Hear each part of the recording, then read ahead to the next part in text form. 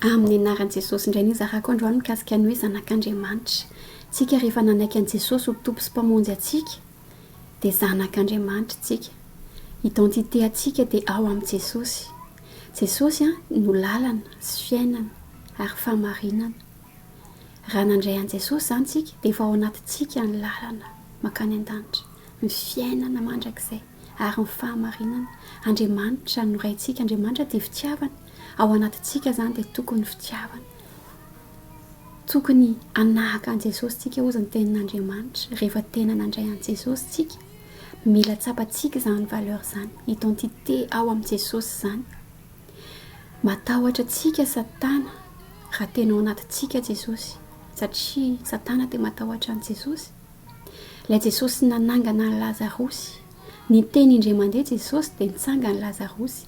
Io Jesosy io ilay ao anatinao, mahery zany Jesosy zany. Mahery ny Andriamanitra ao anatinao, efa mahery Jesosy. Amen. Raiso zany hery zany.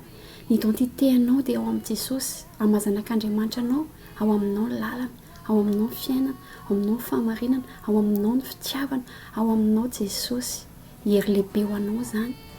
Rehefa zanak'Andriamanitra tsika dia tokony fiainanao dia ohatra tsara eo amin'ny manodidina anao.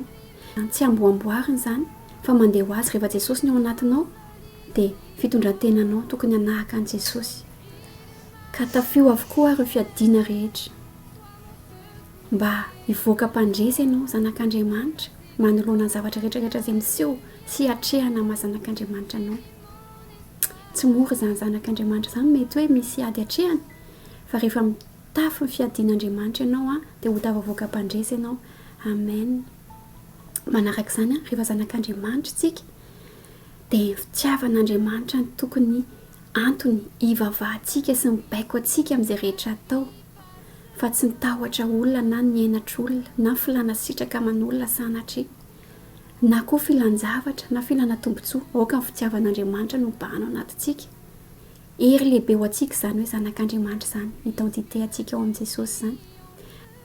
Olona vaovao mihitsy tsika rehefa nandray an' Jesosy. Efa lasa ny zavatra taloha ary efa vaovao ankehitriny. Araka voalaza amin'ny Korinthiana 2:5-7. Olom-baovao tsika. Ao koa tsapanao zany valeur zany androany, zanak'Andriamanitra.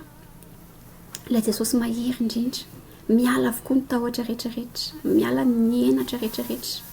Tsy andevozan'ny fahotana intsony ny vatanao, ny fiainanao, fa tena Jesosy ny ao anatinao, anjaka ao anatinao ane zany hery ny Jesosy ao anatinao zany.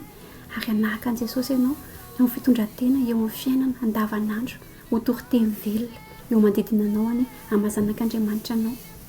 Dia izay rehetra olona mifanena aminao ane dia hifanena amin'i Jesosy. Amen. Mampahery anao ary zanak'Andriamanitra, mahery rezatrany. Jesosy efa ao anatinao, hery lehibe ho anao zany, hiatrehana amin'ny fiainanao, maharetatra amin'ny farany zanak'Andriamanitra ianao ao aminao Jesosy. Amen.